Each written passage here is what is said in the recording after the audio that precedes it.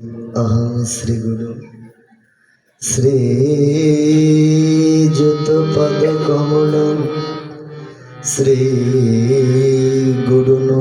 वैष्णवांच श्रीरूपं साग्रजातं सहगण रघुनाथनितं तं सजीवम् साद्वैतं सावधूत परिजन सहित कृष्ण चैतन्य देवं वन्दे श्री राधा कृष्ण पादयन् सहगण ललिता श्री विशाखान्वितश्च हा कृष्ण करुणा सिंधु दीनबंधु जगत्पथे गोपीश गोपिकान्त राधाकान्त नमोस्तुते तप्त कांचनी गौरांगे राधे वृंदावनेश्वरी विश्वभानुसुते देवी प्रणमामि हरिप्रिये नमो वृंदावै तुलसी देवै प्रिया केशवे कृष्ण भक्ति प्रदे देवी सत्यवत्ताय नमो नमो नमो वाञ्छा कल्पतरुभ्यश्च कृपा सिन्धुभ्यो एव च पतितानां पावनेभ्यो वैष्णवेभ्यो नमो नमो जय रूप सनातन भट्ट रघुनाथ श्रीजीव गोपाल भट्ट दास रघुनाथ এই ছয় গোসাইয়ের করি আমি চরণ বন্দন যা হইতে বিঘ্ন নাশ অভীষ্ট পূরণ ভজ শ্রী কৃষ্ণ চৈতন্য প্রভু নিত্যানন্দ শ্রী অদ্বৈত গদাধর শ্রীবাসাদি জয় গৌর ভক্ত বৃন্দ হরে কৃষ্ণ কৃষ্ণ কৃষ্ণ হরে হরে হরে রাম রাম রাম হরে হরে ওম নমো ভগবতে বাসুদেবায় ওম নমো ভগবতে বাসুদেবায় ওম নমো ভগবতে বাসুদেবায়।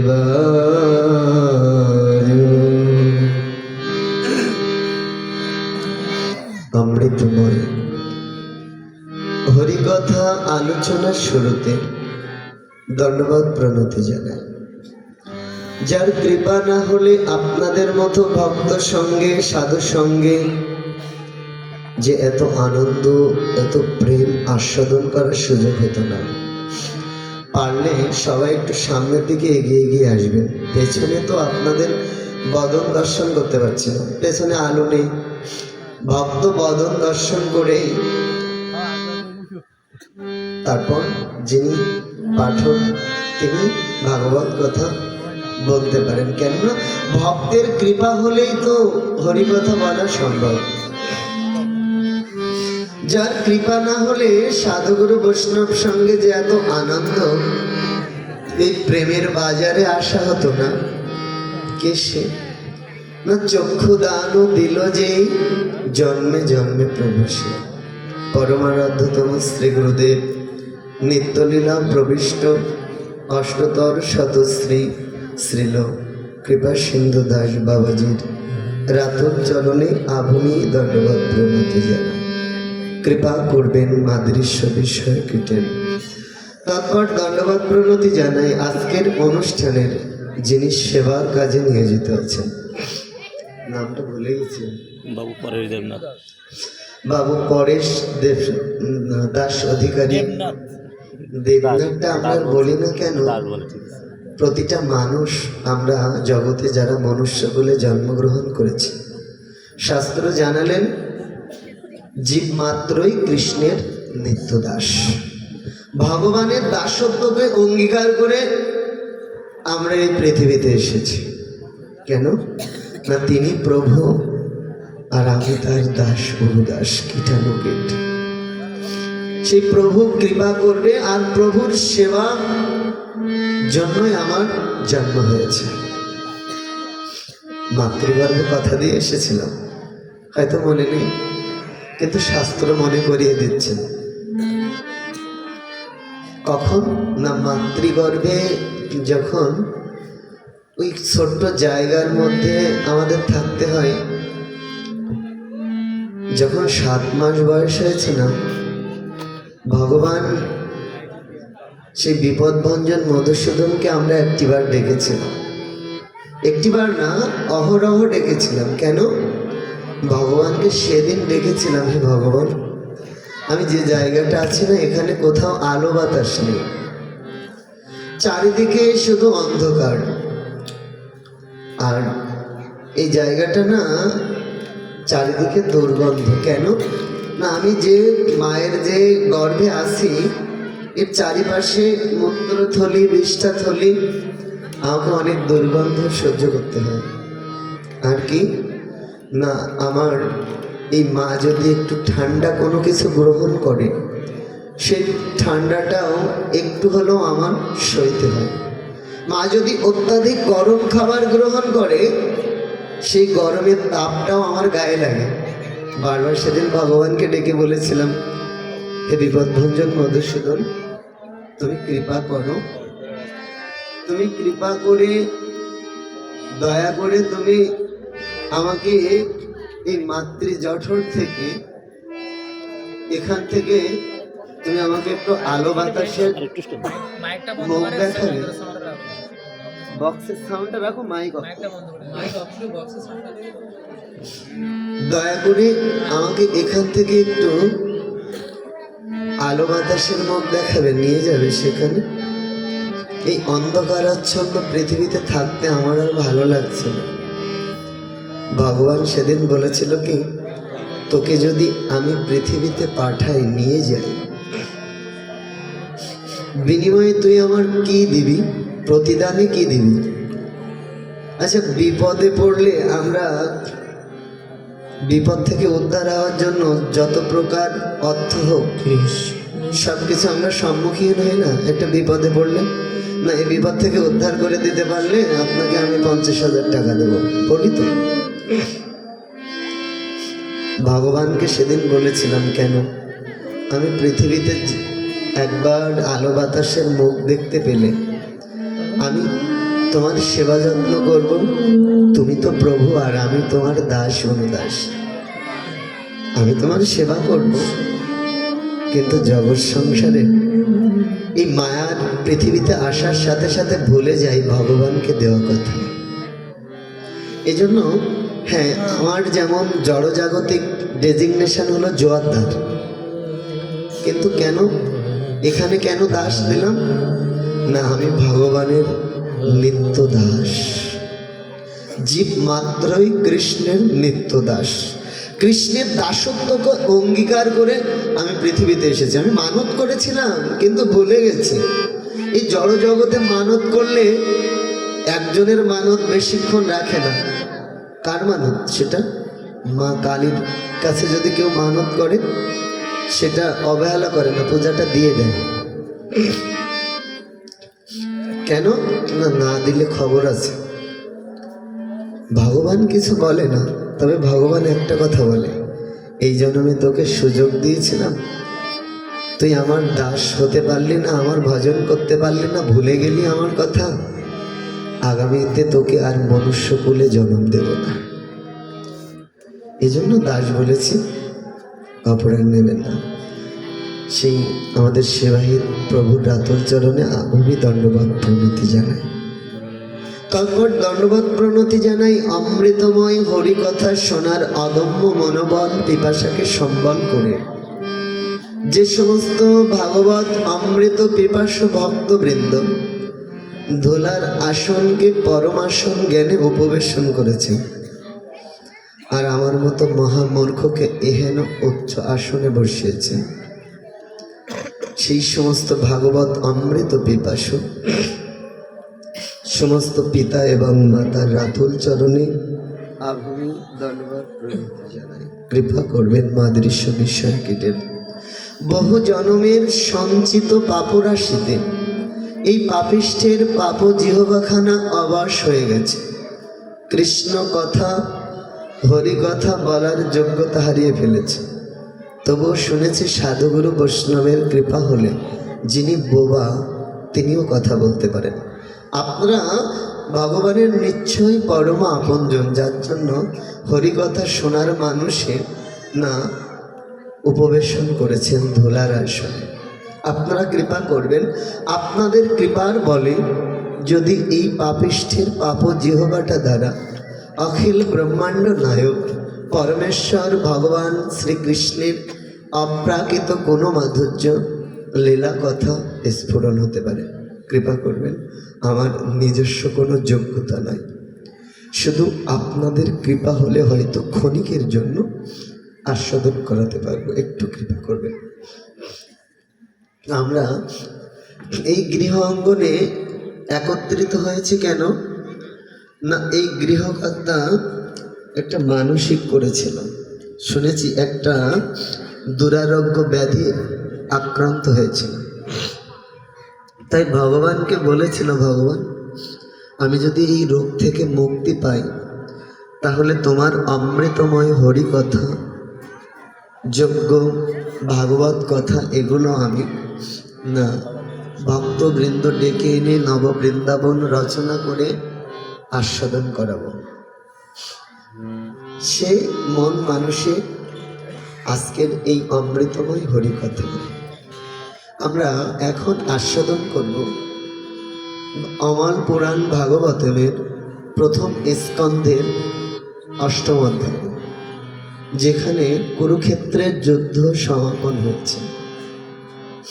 কৃষ্ণ চলে যাচ্ছেন, পিসিমা কুন্তী দেবীর কাছে এসে বলছে, পিসিমা আমি আর থাকবো না, এবার চলে যাব। পিসিমা কুন্তী দেবী বললেন, সবে তো যুদ্ধ মাত্র শেষ হলো, আমাদের কারোর মনের অবস্থা ভালো নয়, এরই মধ্যে আমাদের এত কষ্টের মধ্যে রেখে তুমি চলে যাবে? কৃষ্ণ বললেন, পিসিমা তুমি এখন রাজার মা হয়েছ, যুদ্ধে পঞ্চপাণ্ডব জয়লাভ করেছে, তুমি রাজার মা, যুধিষ্ঠির রাজা হবে, তোমার সংসারে তো আর কোনো দুঃখ নাই, কষ্ট নাই, তোমার সংসারে কি আমার আর কোনো প্রয়োজন আছে কি? তাই আমি আর শুধু শুধু তোমাদের অন্ন নষ্ট করবো কেন, আমি চলে যাব। পিসিমা কুন্তী দেবী বলছে, বাবা আমার দুঃখ নাই, কষ্ট নাই, আর চাওয়া পাওয়া নাই, তুমি বললে, আচ্ছা এখনো যদি আমি কিছু চাই তুমি আমাকে দেবে? এটা বলতে বলতে পিসিমা কুন্তী দেবী গোবিন্দ চরণে প্রণাম করলেন। কৃষ্ণ বললেন, পিসিমা তুমি কি সম্বন্ধ জ্ঞানটা ভুলে গেছো? কেন না বললেন আমি না তোমার সন্তান সমতুল্য। সন্তানকে কি কেউ কখনো প্রণাম করে? সন্তানকে কি কেউ কখনো প্রণাম করে? করে না। তাহলে তুমি সন্তানকে প্রণাম করলে কেন?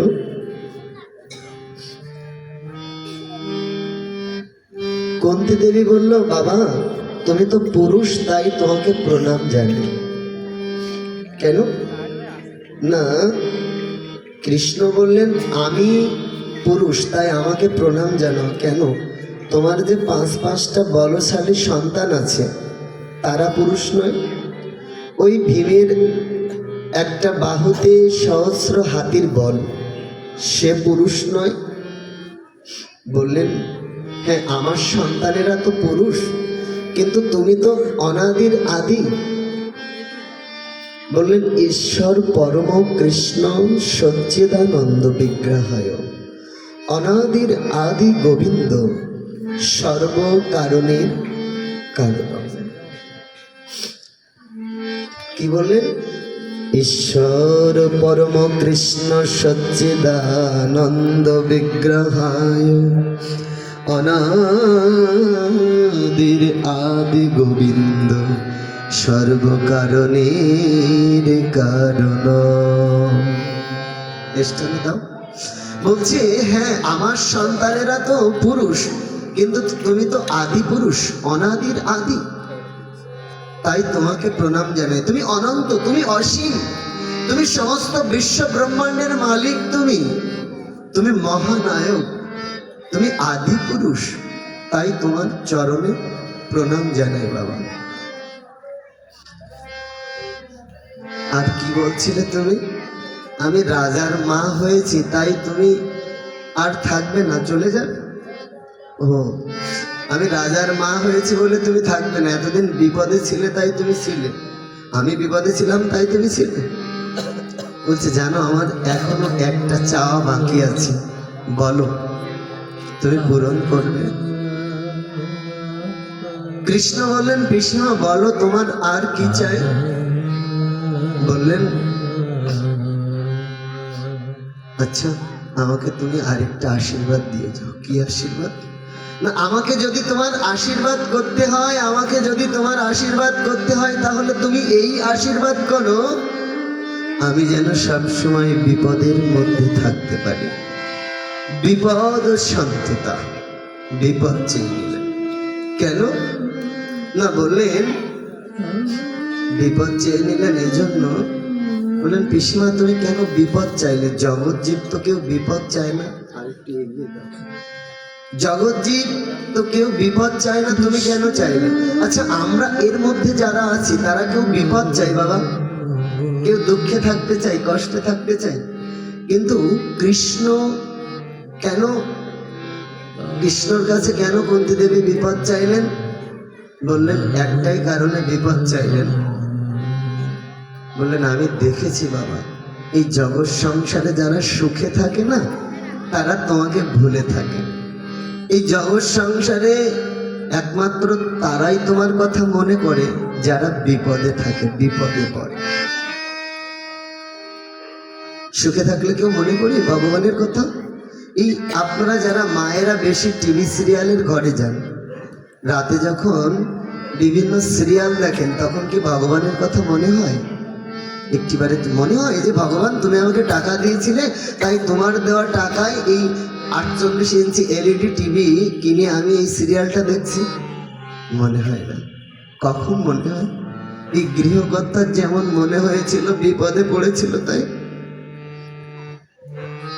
কখন না, যখন দেখে যে সমস্ত বড় বড় ডাক্তাররা ফিরিয়ে দিচ্ছে, বলছে অবস্থা খুব একটা ভালো নয়, ভগবানকে ডাকুন। যখন দেখি আমার লক্ষ লক্ষ টাকা পয়সা ব্যাংক ব্যালেন্স আমার কোনো কিছুতেই কাজে আসছে না, তখন ছুটে যাই ভগবানের দুয়ারে। ঠাকুর ঘরে ছুটে গিয়ে দুবাহু উত্তোলন করে চোখের জল ছেড়ে দিয়ে বলি, হে বিপদ ভঞ্জন মধুসূদন, তুমি আমার আপনজনদেরকে বিপদ থেকে রক্ষা করে, কৃপা করে, দয়া করে।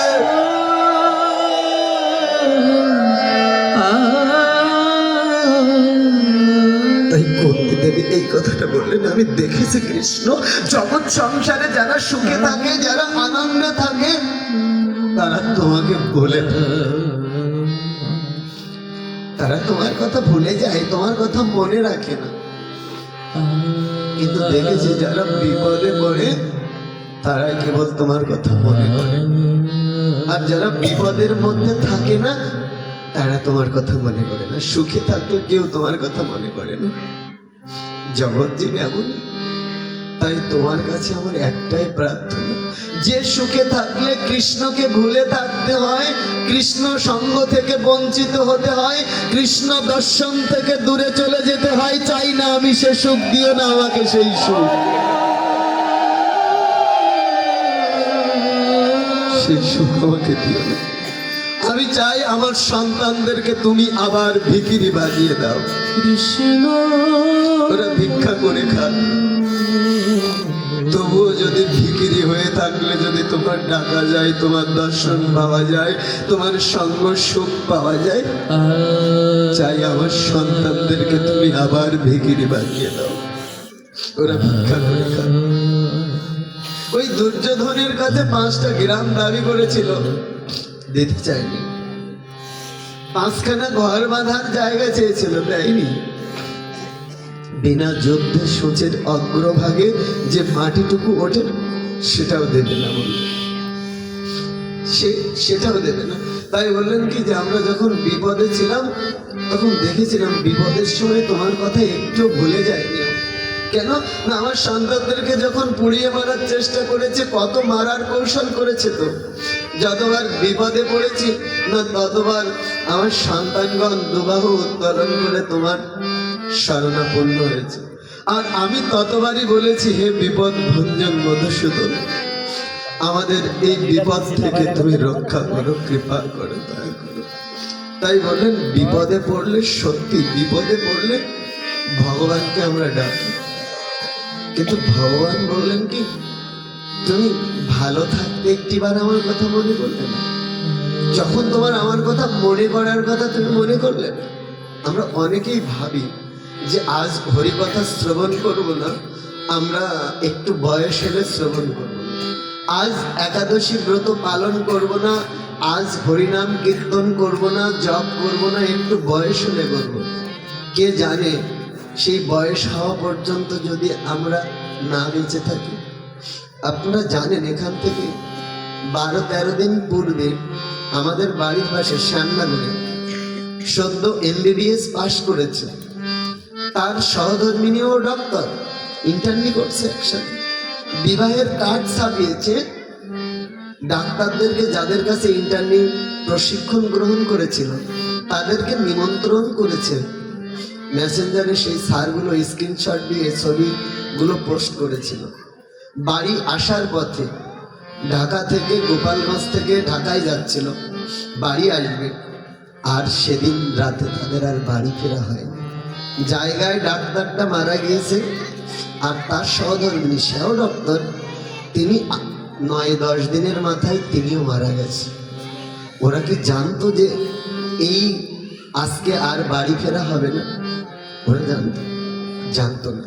কিন্তু আমরা যারা মনে করছি আজ হরিনাম করব না, আজ কৃষ্ণ নাম করব না, আগামীকাল করব, পরশু করব, এবছর করব না, আগামী বছর করব, সেই বছর পর্যন্ত যদি আমরা না বেঁচে থাকি, ভগবান যদি না রাখি, আমাদের জীবনটা পদ্ম পাতার জলের ন্যায় টলমল করছে। জানি না কখন জীবন প্রদীপটা নিভে যাবে, কেউ বলতে পারি না। আমরা যারা মনে করছি আজ হরিভজন করবো না, আগামীকাল করবো, বড় ভুল করছি বাবা, বড় ভুল হয়ে যাচ্ছে। জীবনের বেলা শেষ হয়ে যাচ্ছে, একটি করে দিন চলে যাচ্ছে, আর একটি করে দিন এই জীবন থেকে হারিয়ে ফেলছি। ভগবানকে ভজন করার, সাধন করার একটি করে দিন আমরা হারিয়ে ফেলছি। হ্যাঁ, তুমি সংসারের মধ্যে আছো, সংসারে থাকো, সংসার ছেড়ে তোমাকে বলেনি, ভগবানকে ডাকতে বলছে না, তুমি সংসারের মধ্যে থেকেও তুমি একটু কৃষ্ণ নাম করবে। ওই ব্রজ রমণীগণ ঘুমিয়েও কৃষ্ণ বলতেন, জেগেও কৃষ্ণ বলতেন। গাভী দহন করতে গেছে, তাও কৃষ্ণ বলছে। কৃষ্ণ নবনী মন্থন করতে গেছে, তাও প্রার্থনা করছে, মনে মনে গুনগুন করে গান গাইছে যে কৃষ্ণ এই ক্ষীরসার নবনী মন্থন করছি, তোমাকে যেন বারবার না বলতে হয়, তুমি তোমার সময় মতো এসে এই নবনী প্রসাদ পেয়ে যেও, তুমি তোমার জন্য তৈরি করছি। কেন না, আমার হাতের প্রস্তুতকৃত নবনী যদি গোপাল সেবায় না লাগে, যদি কৃষ্ণ সেবায় না লাগে, তাহলে জীবনের সার্থকতা কোথায়? যদি নিজ হাতে ভগবানের জন্য সেবার রন্ধন করে যদি ভগবানকে একটু প্রসাদ পাওয়াতে না পারলাম, যদি ভগবানের সেবার জন্য সেবার দ্রব্য প্রস্তুত করতে না পারলাম, তাহলে সারা জীবন ধরে মা যা রান্না করলেন না, খুব একটা কাজে আসলো। শুধু মায়ের ভালোবাসাটাকে আঁকড়ে ধরে বাঁচার চেষ্টা করছি, কিন্তু পারছে না। অনেক চেষ্টা করছি, ভগবানকে ভালোবাসতে পারছি না, শুধু মায়াটাকে আঁকড়ে ধরে বাঁচার চেষ্টা করছি। এই যে সাধের আপনজন গুলোকে যাদেরকে ভালোবাসি না আমরা, সারাক্ষণ যতক্ষণ আমি তাদেরকে দিতে পারবো, তার সাথে আমার স্বার্থের সম্বন্ধ থাকবে, ততক্ষণ সে আমাকে মনে রাখবে। বুঝতে পারবেন, বার্ধক্য আসুক বুঝিয়ে দেবে। যখন তুমি নিজের ইচ্ছা মতো চলতে পারবে না, বাজার করতে পারবে না, তোমার সন্তানকে দিতে পারবে না, নাতিপুতিকে দিতে পারবে না, মুখ ঝাপটা দিয়ে তোমাকে বলবে আপদটা বিদেয় হলে হয়, কোনো কাজে আসে বলে। কিন্তু আপনজনেরা যখন দুরারোগ্য ব্যাধিগ্রস্ত হয়ে মানুষ শয্যাশয়ী হয়ে যায়, দেখবেন অনেক টাকা তার থাকতে পারে, লক্ষ লক্ষ কোটি কোটি টাকা থাকতে পারে, কিন্তু তার পাশে সময় দেওয়ার মতো মানুষ খুঁজে পায় না। আমি মন্ত্রী ছিলাম, আমি এমপি ছিলাম, আমি চেয়ারম্যান ছিলাম, এত মানুষ আমার পেছনে পেছনে ঘুরতো, কিন্তু সেদিনে আর কেউ থাকবে না। আপনাকে যখন সেই আপনাকে আমাকে সেই চতুর্দোলায় করে যখন শ্মশান ঘাটে নিয়ে যাবে না, আপনজন গুলোই বলবে যে মাটির কলসটা ভেঙে দিয়ে বলবে ওদিকে আর তাকাস না, তোর আপন বলতে ওদিকে আর কেউ নেই। আপনি আমি হয়তো দাঁড়িয়ে দেখবো, কই আমার আপনজন যারা, কই আমার দিকে তো একটি বারের জন্য ফিরে তাকালো না, বারবার বলছে ওদিকে তাকাতে নাই, আমি হয়তো কষ্ট পাবো। কিন্তু সেই সুযোগে ভগবান বললেন, অনাদিরাধি গোবিন্দ বললেন যে, গোবিন্দ বললেন সেই সুযোগে যখন সবাই মুখ ফিরিয়ে নিচ্ছে, বলছে অধিকার তাকাতে হবে না, আমি তাকাচ্ছি, আমার আপনজনেরা আমার দিকে কেউ খেয়াল করছে না। ভগবান সেই সময় তোমাকে ভুলে যাবে না, দুহাত বাড়িয়ে দিয়ে বলবে ওরে আয়, তোর আপন বলতে জগৎ সংসারে যারা ছিল তারা কেউ তোর আপন নয়, আয় ঘরের ছেলে ঘরে ফিরে আয়, আমি তোর জন্য দুহাত বাড়িয়ে দিয়ে অপেক্ষা করছি, একটিবার ঘরের ছেলে ঘরে ফিরে আয়। বাবা, ঘরের ছেলে ঘরে ফিরে আয়। ভগবান সেদিন মুখ ফিরিয়ে নেবে না, তুমি যদি ভগবানকে তোমার জীবন থেকে না সরিয়ে দাও। এই সংসারটা শাস্ত্র জানালেন, এই সংসারটা শাশ্বত দুঃখ নয়, এখানে আসলেই দুঃখ পেতে হয়, এখানে আসলেই কষ্ট পেতে হয়। আমরা কেউ বুকে হাত দিয়ে বলতে পারবো না আমি ভালো আছি, কেন? চিরদিন ভালো থাকার জায়গা নয় এটা। কবু স্বর্গে উঠায়, কবু নরকে ডুবায়, দণ্ড জনে রাজা যেন নদীতে চুবায়। কত বিপদে পড়ছি না, বারবার সুখে যদি থাকি 10 দিন, তা 50 দিন বিপদের সম্মুখীন হচ্ছে, ভালো জায়গা নয়। শাস্ত্র জানালেন এটা শাশ্বত দুঃখ আলয়, এখানে আসলে তোমার দুঃখ পেতে হয়, কষ্ট পেতে হয়। ভাগবত কথা শুনছি কেন না, এই কথা শ্রবণ করলে জীবকে বারবার আর জন্ম মৃত্যুর সংসারে আসতে হবে। নিগম কল্পতরুর গলিত ফলম সুখ মুখদমৃতম দ্রব সংযুক্তম পিবত ভাগবত রসমলয়ম মুহুরহ রসিকা ভবি ভাবুকা। ভাগবত জানালেন এই ভাগবত হলো অমৃত। এই অমৃত, এই রসালো ফলটা তুমি আস্বাদন করো, রসিক ভক্তগণ আস্বাদন করে, মুহুরহ অহরহ আস্বাদন করো। কতদিন না সাধনকাল পর্যন্ত, সাধনকাল থেকে যতদিন না তুমি গোবিন্দের রাতুল চরণে পৌঁছাতে পারবে ততদিন তুমি অহরহ মোহরহ এই ভাগবত কথা, এই হরি কথা আস্বাদন করো। কেন না এখানে আসলে মায়ের কথা মানুষ ভুলে যায়। আচ্ছা, এখানে বুকে হাত দিয়ে বলতে পারবেন যারা মন দিয়ে এই হরি কথা আস্বাদন করছেন, বাড়ির চিন্তা আর হচ্ছে, মায়ের চিন্তা হচ্ছে না? যারা হৃদয় দিয়ে শ্রবণ করছে, কোনো অশান্তি হচ্ছে, দুশ্চিন্তা হচ্ছে না, এই পরম শীতলতা হচ্ছে, পরম আত্মার খাদ্য এটা। তাই বললেন যে এই মায়ের সংসারে আমরা যারা ভাবছি না, এই যাদেরকে আপন বলে ভাবছি, এরা কেউ আমার আপন নয়। আমি কাউকে নিয়ে আসতে পারিনি, কাউকে সাথে নিয়ে যেতে পারবো না। মাঝখানে করে আমার বলে সর্বক্ষণ আঁকড়ে ধরছে, কিন্তু আমি চাইলেও আমার জন্মদাতা পিতাকে আমি ধরে রাখতে পারিনি। এই বিগত 10 মাস আগে আমার পিতাকে আমি হারিয়েছি। খুব কান্না হচ্ছে। কেন? এখন বারবার মনে পড়ে যে আমি ভাগবত অনুষ্ঠান করে যতক্ষণ বাড়ি ফিরে না যেতাম ততক্ষণই চেয়ে থাকতো, ঘুমাতো। আমি বাড়ি ফিরলে আমার মোটর সাইকেল উঠিয়ে দেওয়া, আমাকে পুকুরে নিয়ে যাওয়া, আমার ফেরে শোয়া লাইট ধরা, সাথে থাকতেন তিনি। আমার খুব আমাকে যত্ন করতো, আদর করতো। আমি চেয়েছিলাম তাকে ধরে রাখতে। আমি দীর্ঘ 17 দিন কোনো অনুষ্ঠান করিনি। যত ভাগবত অনুষ্ঠান আমার নিমন্ত্রণ করেছিল ফিরিয়ে দিয়েছিলাম। হাসপাতালে ছিলাম, শেষ রক্ষা করতে পারিনি আমি। সেই আমাকে কাঁদতে হয়েছে, বাবার সেই মৃত দেহটা জড়িয়ে ধরে আমাকে কাঁদতে হয়েছে, তুমি চলে গেলে। শাস্ত্র জানালেন তুমি কেঁদো না, তুমি কার জন্য কাঁদছো? তোমার বাবা চলে গেছে বলে কাঁদছো? তোমার বাবার মাথার চুল থেকে নখ পর্যন্ত সব আছে, তুমি তাকে জড়িয়ে ধরে কাঁদছো। তোমার বাবা চলে গেছে বলে কাঁদছো? বাবা তো চলে যায়, বাবা তো পড়ে আছে। চলে গেল কে? বললেন চলে গেল সেই ভগবানের পরম অংশ, পরম আত্মা। ভগবান চলে গেল। ভগবান চলে গেছে বলে তুমি কাঁদছো, কিন্তু তুমি বুঝছো না, তুমি বাবা বাবা করে কাঁদছো। ভগবানের যে পরম আত্মাটা, পরম অংশটা, যেটা তোমার বাবার মধ্যে ছিল, তাই তুমি বাবা বলে বুকে জড়িয়ে ধরতে পারতে। আর বাবা তোমাকে সন্তান জ্ঞানে বাৎসল্য প্রেমে তোমাকে না জড়িয়ে ধরতে পারত। সেই ভগবানের পরম আত্মা, পরম অংশটা চলে গেছে, তাই তুমি তোমার বাবার তোমাকে খোকা বলে ডাকতে পারছি, আমি বাবা বলে ডাকতে পারছি। তাই বলছে আমরা কাঁদছি, কিন্তু সেটা কাঁদছি ভগবানের জন্য, কিন্তু আমরা জানি না কাঁদছি ভগবানের জন্য। আমার বাবার দেহের মধ্যে ওই ভগবানের পরম আত্মা, পরম অংশটা ছিল, তাই আমার বাবা কথা বলতে পারতো, সে নাই, কথা বলতে পারছে।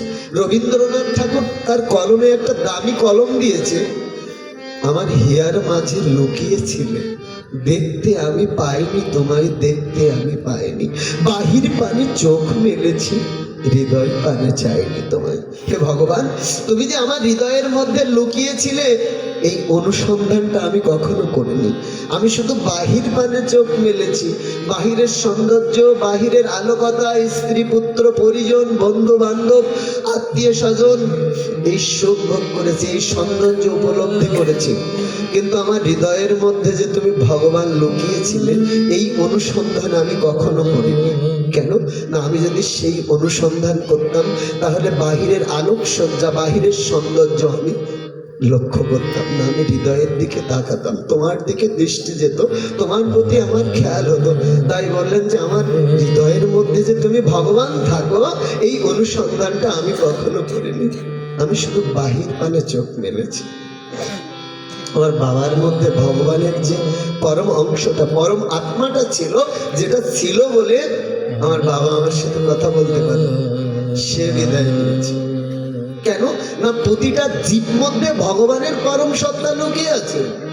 আপনি কাকে অবজ্ঞা করবেন, কাকে অবৈষ্ণব বলবেন, কাকে ভক্ত বলবেন না, কাকে বৈষ্ণব বলবেন আর কাকে অবৈষ্ণব বলবেন, কাকে ভক্ত বলবেন আর কাকে ভক্ত বলবেন না, বললেন না, প্রতিটা জীব মধ্যে ঈশ্বরের পরম সত্তা লুকিয়ে আছে। কাউকে অবজ্ঞা করো না, জীবের প্রতি দয়া করো, সর্বজীবকে ভালোবাসতে শেখো, কারণ সব জীবের মধ্যে ভগবান থাকে। এই সুযোগে আপনারা প্রশ্ন করতে পারেন যে সব থেকে খারাপ জনই হচ্ছে কৃমিকীট। মলমূত্রের মধ্যে যে পোকাগুলো থাকে ওই কৃমিকীট। প্রশ্ন করতে পারেন যে তাহলে ওটার মধ্যে কি ভগবান তুমি থাকো? ভগবান বলল, হ্যাঁ, ওটার মধ্যেও আমি পরমাত্মা সূক্ষ্ম অংশ হয়ে আমি আছি। কেন আছি? না, তোমরা অনন্তকাল আমার সাধন ভজন থেকে বঞ্চিত হয়ে আমাকে ভুলে গিয়ে তোমাদের আজ এই অধোগতি, কিন্তু তোমরা আমাকে ভুলে গেছো, আমি কিন্তু তোমাদেরকে ভুলিনি, এখনো তোমাদেরকে ছাড়িনি। কেন আছো তুমি? কেন আছো তুমি? কেন থাকো ভগবান ওই নিম্ন জনির যে পোকা তার মধ্যেও তুমি কেন আছো? আছি কেন জানো? আমি একটা প্রতীক্ষার প্রহার গুনছি। হে জীব, তোমরা কবে বুঝবে একমাত্র আমি দীনবন্ধু, আমি দীনদয়াল, আমি তোমার ছাড়া আর কেউ নই, আমি একমাত্র তোমার পরম আপনজন, তুমি আমাকে আশ্রয় করো। এটা আর কবে বুঝবে তুমি? তাই শুধু চিন্তা করছি, শুধু ভাবি যে আর কবে বুঝবে হে জীব যে তোমার পরম বান্ধব আমি ছাড়া তোমার আর আপনজন বলতে কেউ হয় না। এই সংসারের ছোট্ট একটা দৃষ্টান্ত দেব। বাসুদেব বিপ্র বলে, সেই এখান থেকে 560 বছর পূর্বে বাসুদেব বিপ্র একজন ব্রাহ্মণ ছিলেন, ব্রাহ্মণ ঠাকুর। বাসুদেব বিপ্রর ছোট ভাই, তিনি ভগবানকে অত্যন্ত ভালোবাসতেন, ভগবানের সেবা পূজা করতেন। একদিন এসে বাসুদেবকে বলছে, দাদা চলো না, বয়স তো অনেক হলো, আজ একটু হরি ভজন করবে, কৃষ্ণ ভজন করবে, চলো না আজ আমার সাথে যাবে। বাসুদেব বলছে কি, তুই জানিস আমি এখন গৃহে থেকে, বাড়ি থেকে বাইরে যেতে পারবো না। কেন জানিস? তোর বৌদি, আমার স্ত্রী, আমাকে ছাড়া না দেখতে পেলে এক মুহূর্ত থাকতে পারে না। আর আমার যে সন্তানগুলো আছে, বাবা বলতেই অজ্ঞান। দেখিস না কেমন সবসময় এসে বুকে জড়িয়ে ধরে বাবা বলে কত আবদার করে, খাবার দাও, আমাকে এই দিতে হবে, ওই কিনে দিতে। দেখিস না, আমি তাদেরকে ছেড়ে যেতে পারবো না। বাসুদেব বিপ্র ছোট ভাই দেখলেন দাদা এখনো ভগবানের চরণে তীর্থ পরিক্রমা যাওয়ার মতো মন মানসিকতা দাদার আসেনি। তাই কি করলেন, নিজেই চলে গেলেন তীর্থ পরিক্রমা করতে। বাসুদেব বিপ্র বললেন, ঠিক আছে দাদা তুমি থাকো, আমি যাই।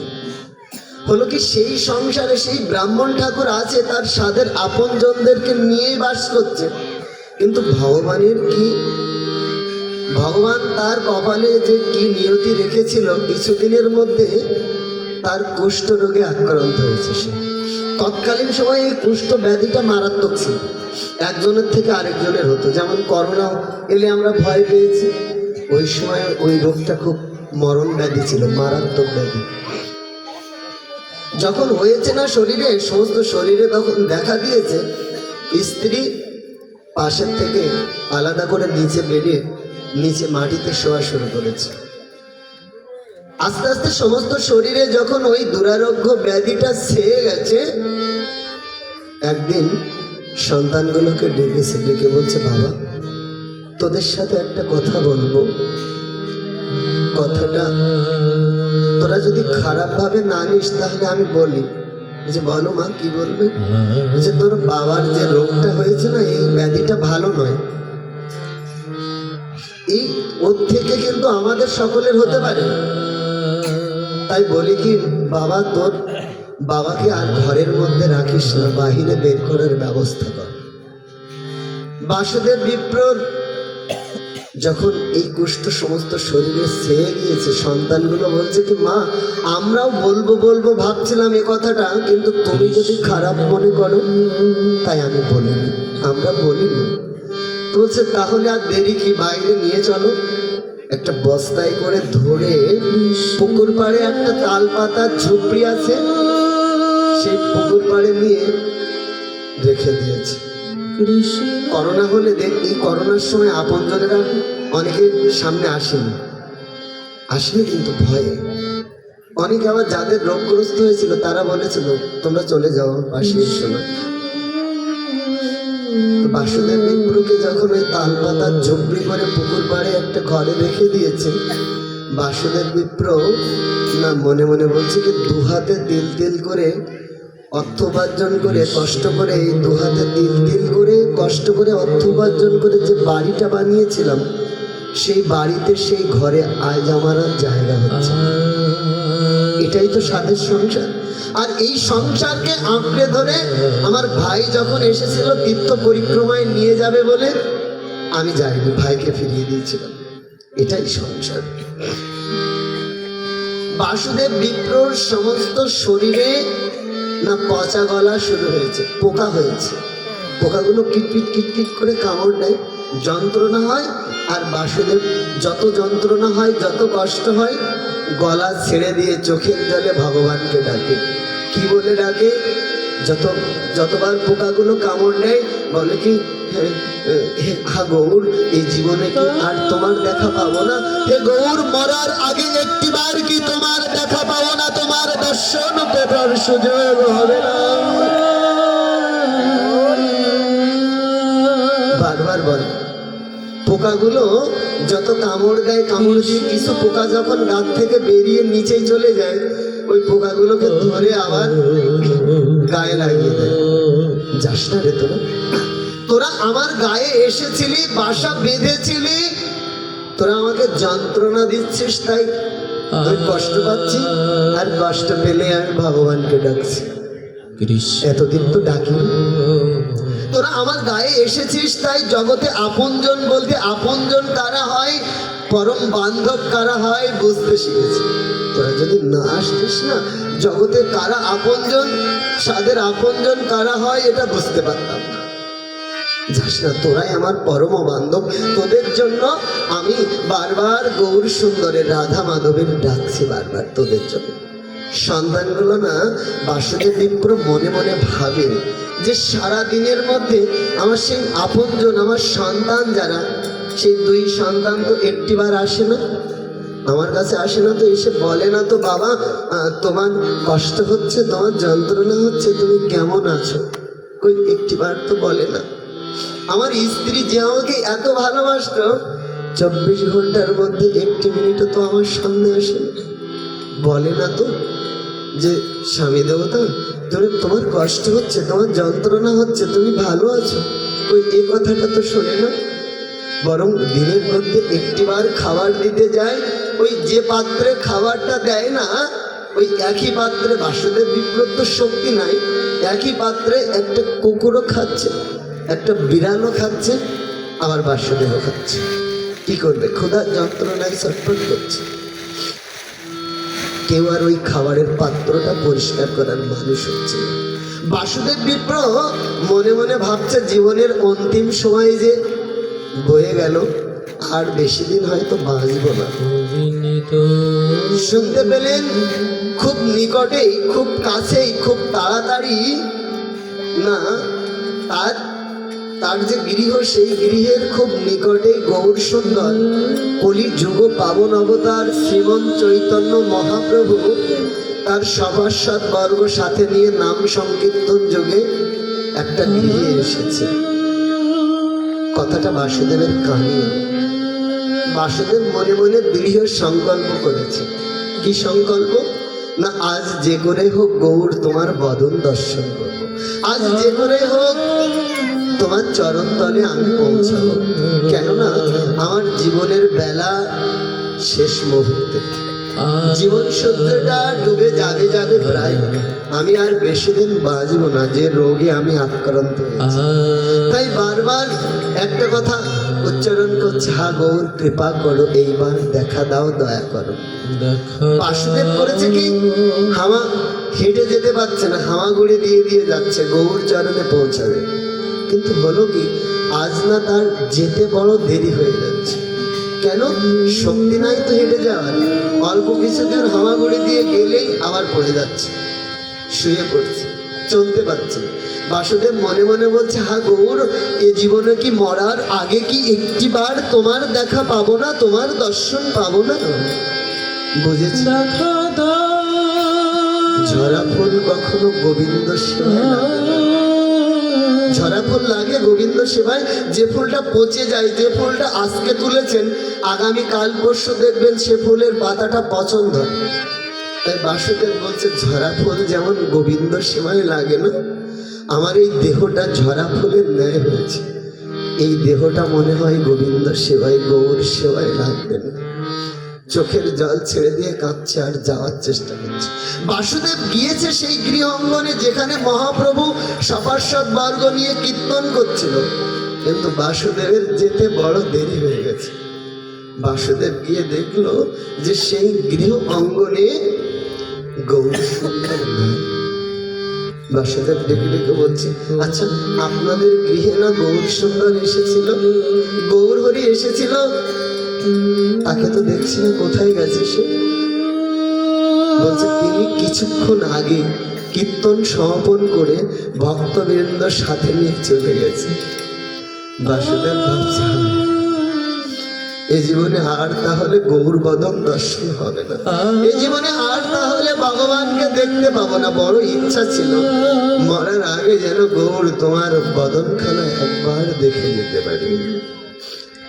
বাসুদেব করছে কি বলতে পারো গৌর সুন্দর কোথায় দাঁড়িয়ে কীর্তন করেছিল? বলতে পারো কোথায় দাঁড়িয়ে কীর্তন করেছিল? কেন শুনে কি করবে? বলছে বলো না কোথায় ছিল। বলছে গৌর সুন্দর এই অঙ্গনে, এই উঠানে, এই জায়গায় দাঁড়িয়ে তার সেই জগৎ ভোলানো, জগৎ মাতানো অপরূপ নৃত্য দর্শন করেছিল, যে নৃত্য দর্শন করে জগৎ বিশ্ব ব্রহ্মাণ্ডের জীব মোহিত হয়ে যেত, আর উচ্চস্বরে হরিনাম কীর্তন করেছিল। বাসুদেব করেছে কি সেই জায়গাটা গিয়ে গড়াগড়ি দিচ্ছে কেন? আর বলছি হে গৌর সুন্দর, এ জীবনে হয়তো মরার আগে আর তোমার দর্শন পাবো না, কিন্তু তোমার চরণ ধুলি তো তুমি নিয়ে যাওনি, তুমি চলে গেছো, কিন্তু তোমার চরণ ধুলি তো আমাকে কৃপা করবে, তাই তোমার চরণ ধুলির পরে আমি দাঁড়িয়ে গড়াগড়ি দিচ্ছি, তুমি কৃপা করো। হা গৌর, হা গৌর, তুমি কৃপা করো, এইবার দয়া করো, একটিবার এই বাসুদেবকে কৃপা করো। বাসুদেব যখন নয়ন জল ছেড়ে দিয়ে গৌর সুন্দরকে তার দেহের, তার কণ্ঠের সর্বোচ্চ শক্তি প্রয়োগ করে যখন গৌর সুন্দরকে ডাকছেন না, গৌর ভক্তদের নিয়ে চলে যাচ্ছে, সেখানে গিয়ে দাঁড়িয়ে পড়েছে। বলছে আচ্ছা আমাকে কে যেন পেছন থেকে হা গৌর বলে ডাকছে। ভক্তগণ বলছে কই আমরা তো শুনতে পাচ্ছি না, কই কেউ ডাকছে না তো। গৌর সুন্দর বলছে কি এই ডাক তোমাদের কানে যাবে না, কিন্তু আমি শুনতে পাচ্ছি কে যেন তার সর্বস্ব হারিয়ে, তার আপনজনদেরকে হারিয়ে যেন আমাকে ডাকছে, আমার কথা মনে করছে, কে যেন আমাকে বারবার ডাকছে। গৌর সুন্দর আর যেতে পারলেন না, যে পর্যন্ত গিয়েছিল ওখান থেকে ছুটে এসেছে সেই বাসুদেব যে ধুলায় গড়াগড়ি দিচ্ছিল আর বলছিল গৌর সুন্দর তোমার ধুলার, তোমার চরণধ্বনি থেকে তো আমি বঞ্চিত হইনি, তোমার চরণধ্বনি বা কয়জনের ভাগ্যে ওঠে, এটাই তো আমার পরম পাওয়া। গৌর সুন্দর এসে দেখলেন বাসুদেব বিপ্র সেই চরণধুলির পরে ধুলায় গড়াগড়ি দিচ্ছে আর বলছে হা গৌর কৃপা করো, হা গৌর এইবার দেখা। মহাপ্রভু এই দৃশ্য দেখে না আর দাঁড়িয়ে স্থির থাকতে পারলেন না, দুবাহু বাড়িয়ে দিয়েছে, বাড়িয়ে দিয়ে একটা কথা বলছে বাসুদেব, বাসুদেব এসো আমার বুকে এসো। বাসুদেব এই দেখো আমাকে দেখার জন্য তোমার এত আকুতি, এত প্রার্থনা, এসো দেখো আমি তোমার সম্মুখে দাঁড়িয়েছি, একটিবার এসো বাসুদেব আমার বুকে এসো। বাসুদেব তাকিয়ে দেখলেন যে গৌর সুন্দরকে দেখার জন্য তার এত আকুতি, এত প্রার্থনা, সেই গৌর সুন্দর সেই চাঁদ বদন সোনার বরণ দেহখানা নিয়ে এসে সামনে দাঁড়িয়েছে। বাসুদেব অপলক দৃষ্টিতে গৌর বদন দর্শন আর বলছে গৌর তুমি এসেছো, আমি কি সত্যি স্বপ্ন দেখছি না তো? না না তুমি এসেছো, তোমার তোমার যে অঙ্গের গন্ধ ঘ্রাণ পাচ্ছি আমি, তুমি এসেছো আমি বুঝতে পারছি। তুমি তাহলে এই অধম বাসুদেবকে দেখা দিলে, কৃপা করলে মরার আগে একটিবার। আমার বড় ইচ্ছা ছিল, কিন্তু তুমি তোমার বুকে ডাকছো কেন আমাকে? দেখছো না আমার সমস্ত শরীর পচা গলা, সমস্ত শরীর দিয়ে রক্ত পুষ্করিত হচ্ছে। এই পচা দেহ তোমার ওই সোনার বরণ দেহকে কি আলিঙ্গন করতে পারে? না না, আমার ইচ্ছা ছিল তোমার বদন দর্শন করার, তোমার চরণধুলি অঙ্গে ধারণ করার, কিন্তু তোমাকে আলিঙ্গন করার ইচ্ছা নেই আমার। কেননা আমার দেহটা পচা গলা হচ্ছে, আমার দেহটা দিয়ে রক্ত পুষ্করিত হচ্ছে। না না, আমাকে ছোবে না। গৌর সুন্দর সেদিন যে কথাটা বলল হৃদয়কে বারবার নাড়িয়ে দেয়। গৌর সুন্দর একটাই কথা বললেন, বাসুদেব বুকে যদি না নেবে, এমন করে আকুল হয়ে চোখের জল ছেড়ে দিয়ে এমন করে উতলা হয়ে হা গৌর বলে কেন আমাকে ডেকেছিলে? আমি তো চলে যাচ্ছিলাম বাসুদেব, আমি তো চলে যাচ্ছিলাম, তুমি কেন আমাকে ডাকলে? জানো, কেউ যদি তার নয়নের জল দিয়ে শুদ্ধ ভক্তি দিয়ে চোখের জলে যদি আমার ডাকে না, আমি আর থাকতে পারি না তাকে না দেখালে। বাসুদেব বলল কি, সেটা তো আমি বুঝতে পেরেছি, তুমি এসেছো, কিন্তু আমার যে পচা গলা শরীর তোমার ওই সোনার বরণ দেহকে স্পর্শ করতে পারে বলো? মহাপ্রভু একটু দামি কথা বললেন, বাসুদেব তুমি হয়তো জানো না, এই কলির যত পচা গলা, যত দুর্গন্ধ, যত অধম দুরাচারী পাপাচারী জীব, জানো এবে আমি অস্ত্র ধরি। আমি অনেকবার এসেছি, আমি অস্ত্র নিয়ে এসেছি, অসুরকে বধ করেছি, কিন্তু এবে অস্ত্র না ধরিব, প্রাণে কারো না মারিব। আমি না এবার না একটা জিনিস, আমি এই প্রেম দিয়ে, রাধার প্রেম দিয়ে জগৎ জীবকে উদ্ধার করার জন্য আমি এসেছি। বাসুদেব তুমি জানো, কলির যত পচা গলা, যত দুর্গন্ধ, যত অধম দুরাচারী জীবকে যে আমি আমার করে নেব বলে আমার এই অবতারে আসো। বাসুদেব তুমি এসো, একটি বার আমার বুকে এসো। বাসুদেব আসতে পারছেন না, মহাপ্রভু গিয়ে বাসুদেবকে তোলে বুকে জড়িয়ে ধরে আলিঙ্গন দেবেন। বাসুদেব দেখতে পেলেন মহাপ্রভু স্পর্শ মাত্রই বাসুদেবের শরীরে যে দুরারোগ্য ব্যাধিটা ছিল, চোখের নিমিষে সব ভালো হয়ে গেছে। বাসুদেব নিজের দেহের দিকে তাকিয়ে বলছে কি, গৌর সুন্দর, এই সুন্দর রূপ যৌবন তো আমি ফিরে পেতে চাইনি, তুমি ফিরিয়ে দিলে কেন? এ কি করলো? তুমি জানো আমি কষ্ট পাচ্ছিলাম, ওই পোকাগুলো আমার গায়ে কামড় দিচ্ছিল, ব্যথা দিচ্ছিল, তাই আমি তোমাকে ডাকছিলাম বাবা।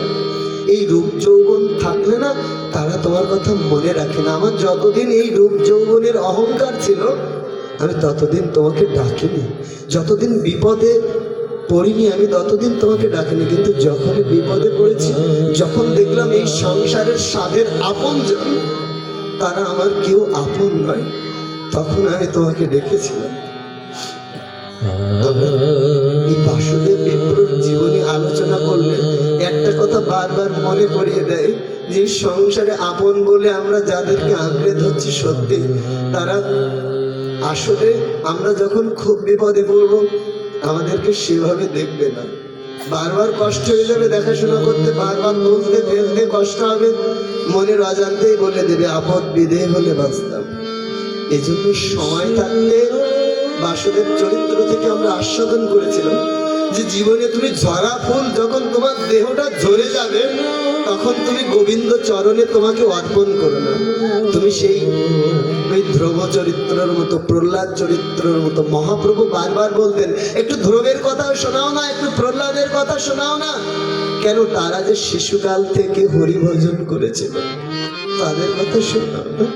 তাই বললেন শিশুকাল থেকেই যে সময় ফুলের সুগন্ধ থাকে, সুবাস থাকে, তুমি সেই সময় থেকে ভজন শুরু করে দাও, ভগবানকে ডাকতে শুরু করো। না হলে ঝরা ফুল যেমন গোবিন্দ সেবায় লাগে না, তোমার আর আমার দেহটা যেদিন ঝরা ফুলের ন্যায় হয়ে যাবে সেদিন গোবিন্দ সেবায়, গোবিন্দ পূজায় লাগবে না। যে কথা আমরা আস্বাদন করছিলাম ভাগবতের প্রথম স্কন্ধের অষ্টম অধ্যায়ে, কুন্তী দেবী এই কথাই বলছিলেন, জানো কৃষ্ণ জগৎজীব যারা সুখে থাকে তারা যে তোমাকে ভুলে থাকে, তারা কেউ তোমার কথা মনে করে না। জানো আমরা যখন বিপদের মধ্যে ছিলাম তখন বারবার তোমার কথা মনে করেছিলাম। যখন আমার সন্তানগণ বিপদে পড়েছিল তখন আমি তোমাকে ডেকেছিলাম। আমার কণ্ঠে যতটা শক্তি ছিল, আমার হৃদয়ের আত্মি আকুলতা সবকিছু তোমার চরণে নিবেদন করে বলেছিলাম, হে বিপদ ভঞ্জন মধুসূদন, তুমি দেখা দাও, আমাদের এই বিপদ থেকে রক্ষা করো, দেখা দাও। তাই বলি কি কৃষ্ণ, যে সুখে থাকলে কৃষ্ণ সঙ্গ সুখ থেকে বঞ্চিত হতে হয়, কৃষ্ণ হারা হয়ে যেতে হয়, চাই না সে সুখ। আমি চাই আমার সন্তানদেরকে আবার ভিখিরি বানিয়ে দাও, পথে পথে ভিক্ষা করে খাও, তবু যেন তারা কৃষ্ণ বলে কাঁদতে পারে, আমিও যেন কৃষ্ণ বলে কাঁদতে পারি। বাবা গোপাল প্রভু একটা কথাই বলতেন বারবার, বেশি ভজন সাধনের দরকার নেই, তুমি তোমার হৃদয়ের শুদ্ধ ভক্তিটা দিয়ে গৌর হরিকে একটু চোখের জলে ডাকো, বেশি মন্ত্র জানতে হবে না, একটু কাঁদতে হয়, একটু কৃষ্ণ বলে কাঁদো না। আমি আজ দুপুরে পাঠে বলছিলাম যে আজ 14ই ফেব্রুয়ারি, এই 14ই ফেব্রুয়ারিতে কত যুব সমাজ অধঃপতনে যাচ্ছে, ভালোবাসা দিবস ভালোবাসা দিবস, কিন্তু এই যুব সমাজ জানে না কাকে ভালোবাসতে হয়, কে পরম বান্ধব, কে আপনজন, কাকে প্রকৃত ভালোবাসাটা দিতে হয়। তোমার মনুষ্য পুষ্প, এই দেহ নামক পুষ্পটা তুমি কাকে দেবে, কাকে ভালোবাসবে, এই জগৎ জীব যুব সমাজ জানে না। তুমি ভালোবাসতে হলে তাকে ভালোবাসো। বাসুদেব বিপ্রর সবাই ছেড়ে গিয়েছিল, গৌর সুন্দর ছেড়ে যায়। যুব সমাজকে বলছিলাম, তোমরা এই মায়ের ভালোবাসাটাকে আঁকড়ে ধরে তোমরা শুধু মায়ের ভালোবাসাটার জন্য চোখের জল ফেলো না, ছোটাছুটি করো না। ভালোবাসতে হলে তাকে ভালোবাসো যাকে ভালোবাসলে সে তোমাকে কোনোদিন ছেড়ে যাবে না। ভালোবাসতে হলে গৌর সুন্দর অনাদিরাদি গোবিন্দকে ভালোবাসো, সে তোমাকে ছেড়ে কখনো কোনোদিন ছেড়ে যাবে। একটু তাকে ভালোবাসো। কুন্তী দেবী সেই প্রার্থনাটা করছেন যে তুমি আমাদেরকে বিষম বিপদের মধ্যে রাখো, আর বিপদে পড়লেই আবার তোমাকে ডাকবো, আর ততবার তোমার সঙ্গ সুখ ভোগ করতে পারবো, ততবার তোমার দেখা পাবো, দর্শন পাবো, তোমার চরণ ধরি অঙ্গে ধারণ করতে পারবো।